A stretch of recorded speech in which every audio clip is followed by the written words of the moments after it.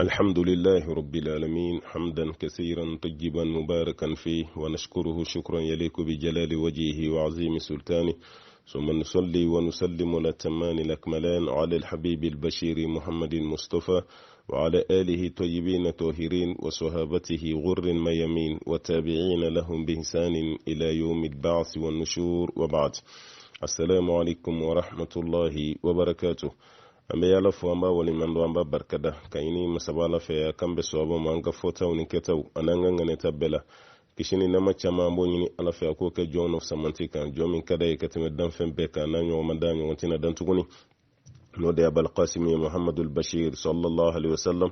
jomin do ni sella ka shin kile allah ta'ala be sele ka shin ta o ko fe ambe fuli la se ambal mawma ambe fuli la se aywa sundo na fenama munu maseka suni dorurai anga fuli buyi ambe do ka bela jele bi sogoma da lolo anya kren ka nyishi aywa selibina ke chugumina du konnala no de seli kenai ambe ba do ande gelendo munna aywa ni sungolo koni bana abe kunche ni fen flaye o fen fla dola kele zakatul fitri boli aflana ode kataga seli kenana kata Allah taala kufo in kusobe ka seli ande gelembo de la munumbu take keneka munumbu take misiri la ambe de gelembo seli kenede koni jolila o men nyinanta o yadda makore ambe ba do jien kere chugo munabi misiru datugura jien dugula seli kene belebele banu no fena bela jilen datugura aywa jien dugu chamana hal no soro do yoka misiri daile mais yoro munu misiri datugulen do hal saude kaccan yoro munu seli kene datugulen do hal saude kaccan o be famu mu irana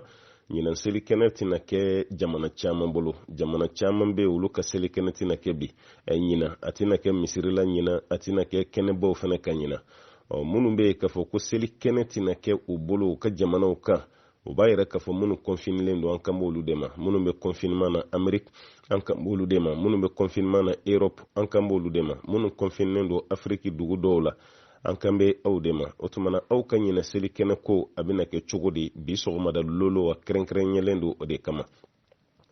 kuma folo yanka do ka fo seli kene re alaka chide nya ke sallallahu alaihi wasallam ayi mogo fene blaka ke alakira ko fe fene sabo yi seli kene ke olu kofe munu tuguro la be seli kene ke fo kana sanka bi watima o de kama kata seli kene na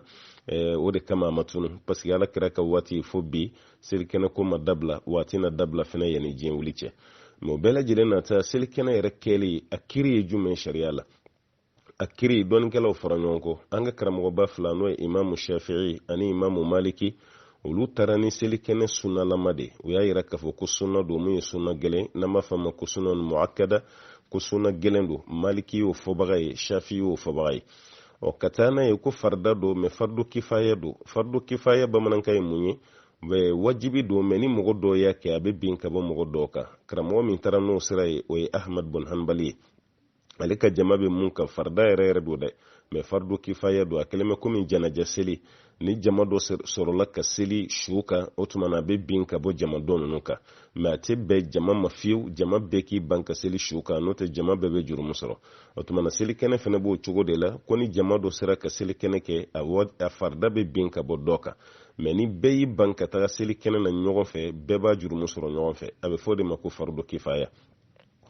o ka ke wajibi blensa o ye abu hanifa koni ka tagasira la no ya ka mazhabu ye ale ya ke wajibi blende o tumana ni fen faranyon ni bela jelen sona selikena kelima me femi koni ye akiri sa o foforonyon ko de la munya ke wajibi munya ke sunna ye munya ke fardai o tumote bashi don kelo ni nyonche la nyine munye dora besona ko selikena koni ka ke o tumana mba fo beye selikena kan ka ke islamic kilen befe tieni muso demseni ani makoroba aflana fana fen jumai seli kene ke be ke wagati koro munnu na aw bolo hali nyina fana tabe ke o wati kelen pede la hali mamunun konfinnenu na o kelen mina sela o ka sokono wal mawni jamade bina seli otumana seli kene be ke wala haseli kumade ni kle bora abato fo kle bolen ko fe blema munun be ke kle boro la koro yan fanfe o be ka tunu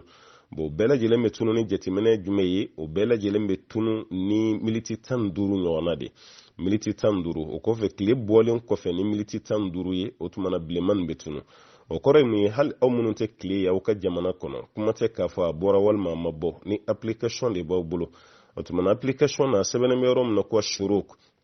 shuruku y'o de tile bɔlen kɔfɛ ni miniti 15 ye a bɛ fɔ de ma ko ashuruk o waati de fana ye ayiwa ni seli wagati ye n'o ye seli kɛnɛ nin kɛ wagati ye o waati do ye minnu bɛ taga kɛnɛbaw kan n ka nin kuma ɲɛsinnen t'o ma dɛ minnu kɔnfinen don ka so kɔnɔ n'u t'a dɔn u bɛna seli kɛnɛ kɛ cogo min misiriw datugulen don kɛnɛbaw datugulen don an ka bi kɛnɛ kuma ɲɛsinnen bɛ olu de ma ni waati fana dɔnna sisan seli kɛnɛ yɛrɛ nin bɛna bɔ cogo di k'aw to aw ka so kɔnɔna la dɔɔnikɛlaw y'a yira ko diferansi ba tɛ kɛnɛkan seli ni sokɔnɔ seli cɛ maa minnu bɛ yen k'a fɔ k'u tɛna se ka taga misirila ɲina maa minnu bɛ yen u tɛna se ka taa seli kɛnɛna ɲina aw bɛna seli min kɛ aw ka du kɔnɔ ani seli min bɛ kɛ kɛnɛmana la a bɛɛ lajɛlen kɛcogo ye kelen diferansi fitinin o diferansi an bɛna n da don a la yann'o diferansi cɛ o tuma na ni i bɛna seli i ka so kɔnɔ i kelen walima e y'i ka sokɔnɔmɔgɔw fara ɲɔgɔn kan aw bɛna jama seli kɛ parce que o fana bɛ se ka kɛ misiri de datugulen don mais aw jama dɔ bɛ se ka fara ɲɔgɔn kan k'aw ka seli kɛ baasi t'o la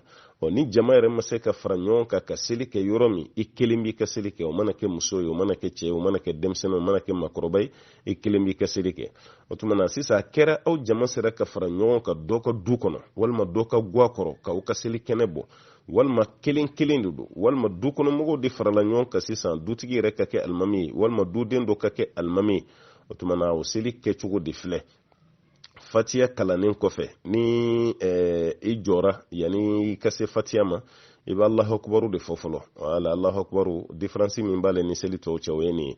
alahu akubaru i b'o de fɔ fɔlɔ wa alahu akubaru min n'i b'o fɔ alahu akubaru fɔlɔ min n'i b'o bila i kan'o jate a bɛ fɔ o ma de ko takbiratu ihram Allahu akbar fɔlɔ ni mɔgɔ bɛ don seli la ni o ye o Allahu akbar tɛ jate dɛ n'o ma jate sisan o tuma na i b'i ka Allahu akbar compter ni ko Allahu akbar i b'o fɔ fo siɲɛ 7 n'a y'i diya i yɛrɛ jɔlen i b'i bolodongɔni kuru walasa i kana na fili a la Allahu akbar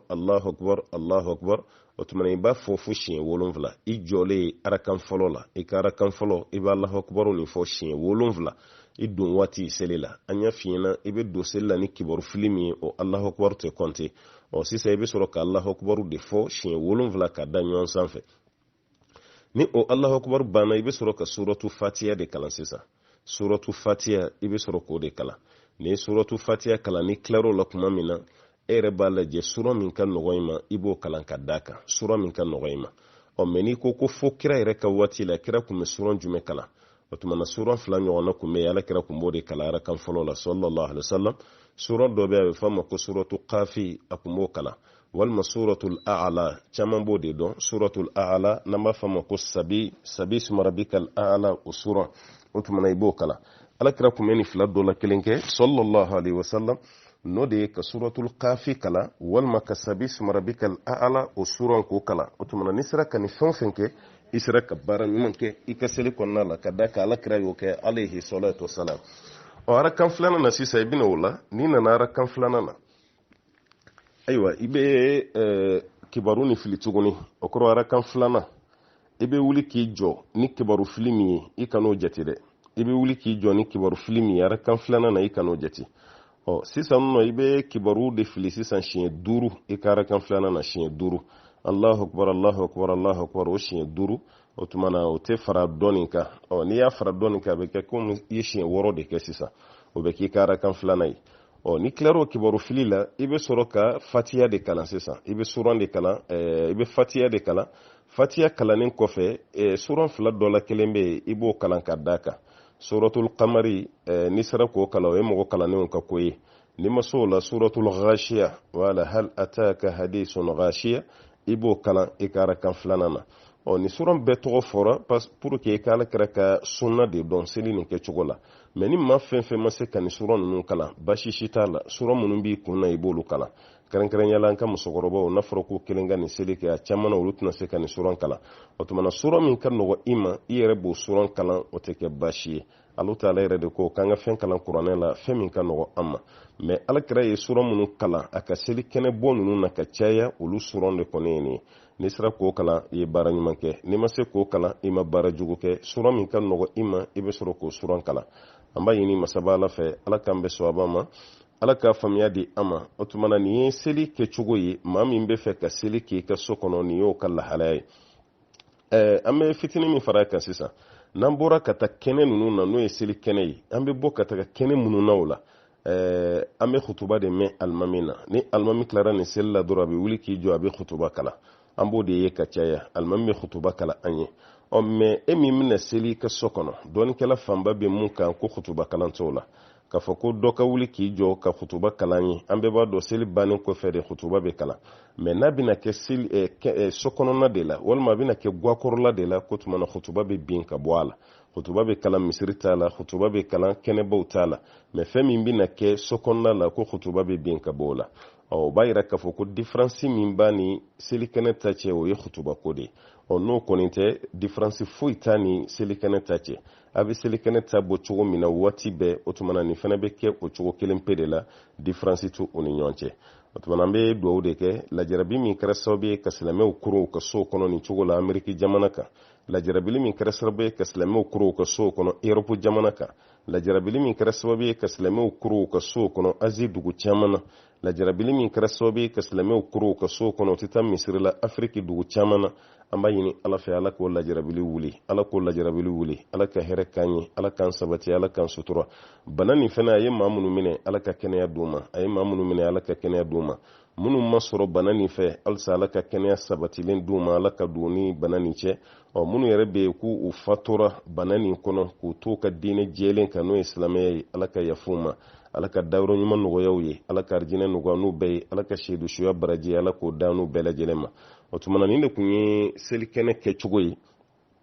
maa min ma se ka taga selikɛnɛ na o bɛ se k'a kɛ nin cogo la hali dɔrɔra dɔ kama muso min fana ma se ka taga o bɛ se k'a kɛ nin cogo la kɛrɛnkɛrɛnyala bana min bɛ yen n'o birifini de nana boli diɲɛ bɛɛ kan nin waati kɔnɔ o fana bɛ se k'a ka selikɛnɛ bɔ nin bɔcogo de la i ka so kɔnɔ walima aw ka garazi kɔnɔ walima aw ka guwa kɔrɔ walima aw ka du kɛnɛmana la ni jamaseli nɔgɔyara aw ma a b'a kɛ nin cogo la ni jamaseli ma nɔgɔ aw ma aw kelen kelen b'aw ka selikɛnɛ kɛ mais a selikɛnɛ bɛ kɛ cogo min na o de kɔni ye nin ye ani selikɛnɛ dɔ nin bɛɛ ye kelen mais khutuba de t'a la n'aw b'aw taw k'aw ka so kɔnɔ khutuba t'o la khutuba ko danna misiri ta ani selikɛnɛ ba yɛrɛ taama Ala ka faamuya d'an ma wassalamu alaikum wa rahmatullahi wa barakatuh